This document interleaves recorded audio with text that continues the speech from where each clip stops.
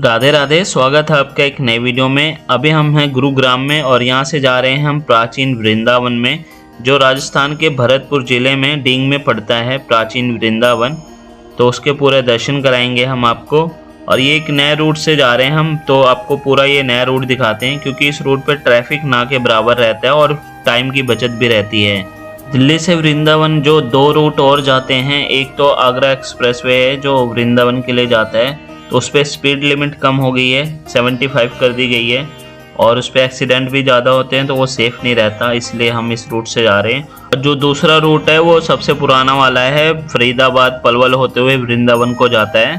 तो उस पर अभी काम चल रहा है, बीच में फ्लाईओवर काम चल रहा है और उस पर सबसे ज़्यादा ट्रैफिक रहता है, बहुत ज़्यादा गाड़ियाँ चलती हैं, तो उससे टाइम भी ज़्यादा लग जाता है। और टोल दोनों रूटों का सेम है, इसका भी सेम लगेगा और उसका भी सेम लगेगा। अगर इससे जाएंगे तो आपका टाइम बच जाएगा। तो अब हम इसी से जा रहे हैं, पीछे लगभग 4-5 बार से इसी से जा रहे हैं। तभी हम जयपुर हाईवे पे हैं और ये आ गया है, यहाँ से लेफ़्ट होना है हमें मुंबई हाईवे के लिए। तो आगे से मुंबई एक्सप्रेसवे आ जाएगा जो अभी बना है, दौसा तक जाता है यहाँ से। तो यहाँ से अभी हम राजीव चौक से लेफ़्ट हो रहे हैं और ये सीधा उसी पे कनेक्ट करेगा। और ये वृंदावन जाने के लिए सबसे अच्छा रास्ता है, क्योंकि आगे जाके इस पर ट्रैफिक नहीं मिलेगा और बहुत ही कम होता है जाम होम, तो जल्दी पहुंच जाएंगे इस रास्ते से। अभी मुंबई एक्सप्रेसवे यहाँ से 18 किलोमीटर की दूरी पे है, तो ये रोड सीधा जाएगी, उस पर कनेक्ट हो जाएगा मुंबई एक्सप्रेसवे पे। और टोल आ गए यहाँ पे, 500 मीटर आगे सामने टोल दिख रहा है।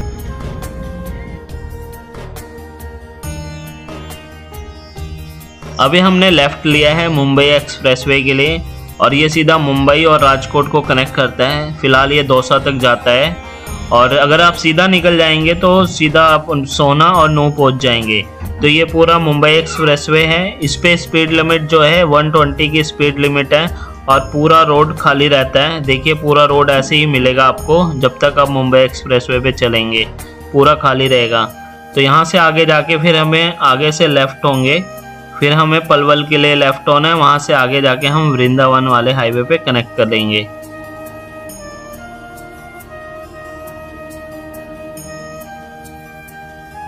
तो इस हाईवे पे जो लिमिट है वो गाड़ियों के लिए, कार के लिए 120 है और बस के लिए 100 और ट्रक के लिए 80 है। और रोड देखिए बिल्कुल खाली है और ये ऐसे ही रहता है, जितनी बार मैं आया हूँ कभी भी इस पर ट्रैफिक नहीं दिखता।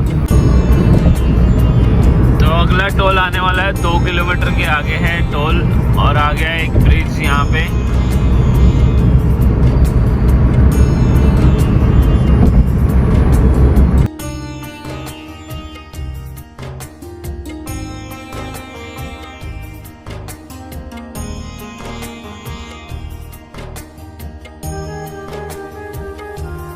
अभी हम यहाँ से लेफ़्ट हो रहे हैं और ये जाएगा सीधा पलवल के लिए, जो पलवल और दिल्ली वाले हाईवे पे कनेक्ट हो जाएगा आगे जाके वृंदावन के लिए।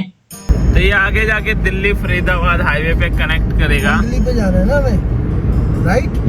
हाँ।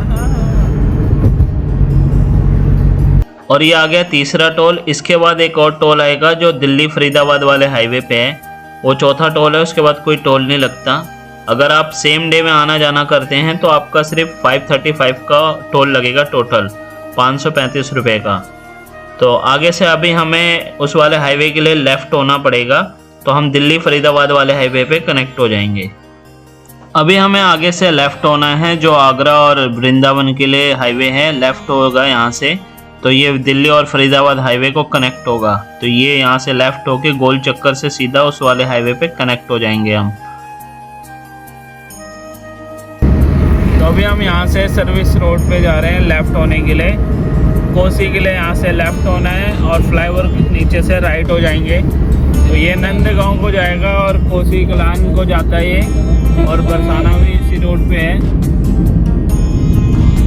ये अभी हम लेफ़्ट हो चुके हैं और ये कोसी गांव पड़। अभी हम हैं नंदगांव में और ये जो सामने आपको पहाड़ी पे मंदिर दिख रहा है, तो ये नंदगांव का मंदिर है, नंद बाबा का घर।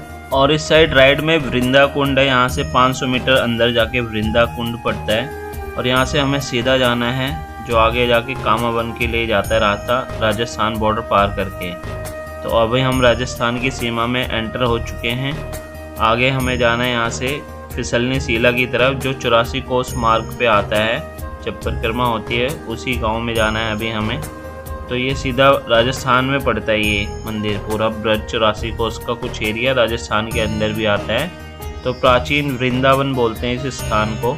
वहाँ पे भगवान श्री कृष्ण की फिसलनी शिला भी है और व्योमासुर की गुफा भी है, तो वहाँ के आपको दर्शन कराएंगे। तो प्राचीन समय में भगवान श्री कृष्ण द्वापर युग में यहाँ पे गाय चराने आते थे और खेलते थे अपने बाल सखाओं के साथ। तो ये पूरा स्थान वही है। अभी हम चल रहे हैं उसी की तरफ, और ये देखिए हम डींग ज़िले में एंटर हो चुके हैं यहाँ से। तो ये राजस्थान पुलिस का बोर्ड लगा हुआ है यहाँ पे। तो आगे यहाँ से कुछ किलोमीटर की दूरी पे है।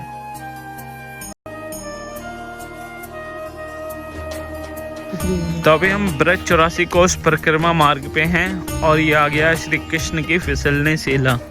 तो ये है पहाड़ी जहाँ पे भगवान श्री कृष्ण खेलने आया करते थे और फिसलते थे यहाँ पे। तो चलिए आपको दर्शन कराते हैं और दिखाते हैं वो स्थान। और यहाँ पे लोग परिक्रमा करते हैं जब 84 कोस की परिक्रमा चलती है। तो ये पूरा गांव का ये इलाका है और ये है सामने पहाड़ी। अभी सुबह के 7 बज रहे हैं और अभी यहाँ पे कोई भी नहीं है हमारे अलावा, कुछ गांव वाले हैं यहाँ पे।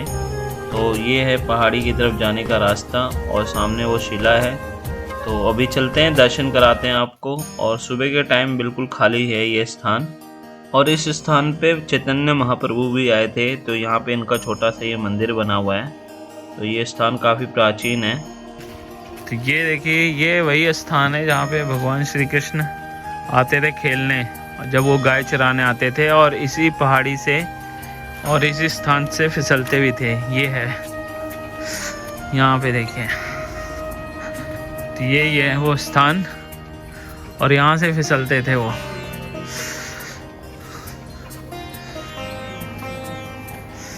पूरा अभी हम पहाड़ी पे आ गए हैं और यहाँ से फिसलते थे।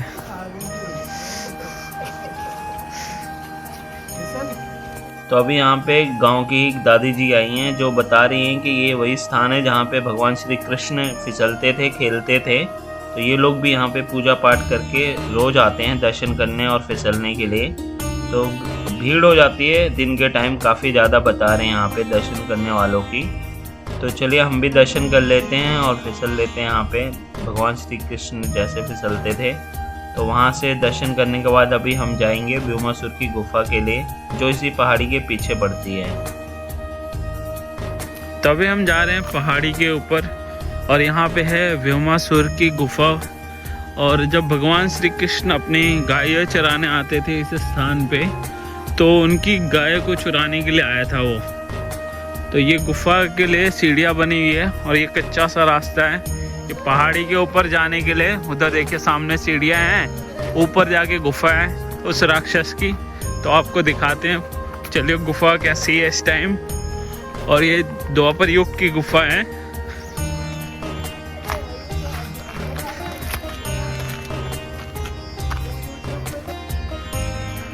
तो यहाँ से सीढ़ियाँ बनी है कुछ और ऊपर चलते हैं यहाँ से।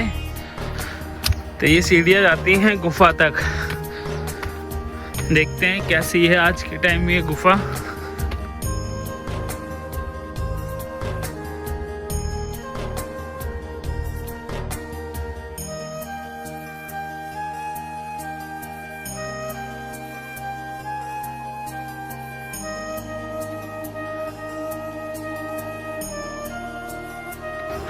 तो ये है सामने व्योमासुर की गुफा द्वापर युग की। तो चलिए चलते हैं, देखते हैं अंदर रास्ता है जाने का या नहीं। तभी हम 84 कोस परिक्रमा मार्ग पे हैं और फिसलनी शिला के दर्शन करके आ चुके हैं। उसी पर्वत के हम दूसरी साइड आए हैं। तो ये देखिए पूरा व्यू बहुत ही सुंदर आ रहा है। हम पहाड़ी के ऊपर आ चुके हैं और व्योमासुर की गुफा है इसके नीचे। तो भगवान श्री कृष्ण यहाँ गाय चराने आते थे, उनकी गैयों को चुरा ले जाता था वो राक्षस। तो चलिए उसकी गुफा दिखाते हैं, इसी पहाड़ी पे है वो गुफा। तो कुछ सीढ़ियाँ चढ़ के हम ऊपर तक आए थे और ये पूरा व्यू है यहाँ का बहुत ही सुंदर। तो चलिए नीचे चलते हैं, गुफा में आपको दिखाते हैं उसकी गुफा आज के टाइम पे कैसी है। तो अभी हम भगवान श्री कृष्ण के चरणों के निशान के दर्शन करने आए। तो ये भगवान श्री कृष्ण के चरण के चिन्ह हैं और ये उनके हाथ हैं। जब उन्होंने भीमासुर का वध किया तो एक हाथ और एक पैर अपना जमीन पे टेका था, तो उसके निशान अभी तक हैं यहाँ पे।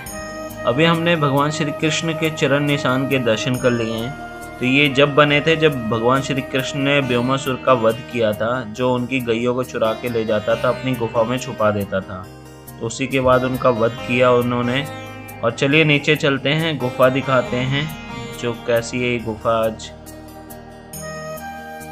तो ये है रास्ता अंदर जाने का और ऐसा रास्ता है कुछ, यहाँ से झुक के निकलना पड़ेगा, थोड़ा सर बचा के आना भाई लोग अपना। तो ये है रास्ता भीमासुर की गुफा में जाने के लिए। तो ये द्वापर युग से है और ये भगवान श्री कृष्ण यहाँ पे गाय चराने आते थे। और आज के टाइम तो कोई राक्षस है नहीं, लेकिन यहाँ पे चमगादड़ बहुत हैं। तो ये गुफा है भीमासुर की, तो जिसका भगवान श्री कृष्ण ने बाद में वध किया था। और ये देखिए यहाँ पे बहुत सारे चमगादड़ हैं, छत पे चिपके हुए हैं और ये गुफा अंदर तक जाती है। और देखिए वहाँ पे अंदर तक है रास्ता, यहाँ पे अंदर भी जाने का रास्ता है। तो अभी हम नहीं जा रहे अंदर क्योंकि यहाँ पे अंधेरा भी है और चमगादड़ बहुत ज़्यादा है अंदर जाने। तो अंदर जाने का रास्ता है भाई, अभी अंदर जा सकते हैं। तो यहाँ से अभी हम अंदर नहीं जाएंगे क्योंकि बहुत सारे चमगादड़ हैं। ये देखिए कि यहीं पे है, ये रहा, ऐसे बहुत सारे हैं।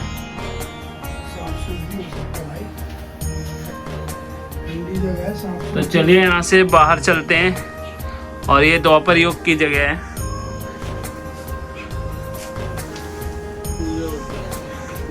तो चलिए बाहर चलते हैं। अभी हमने देख लिया गुफा, क्योंकि अंदर जा नहीं सकते अभी, चमगादड़ बहुत ज़्यादा हैं। तो चलिए दूसरी जगह चलते हैं यहाँ से। राधे राधे।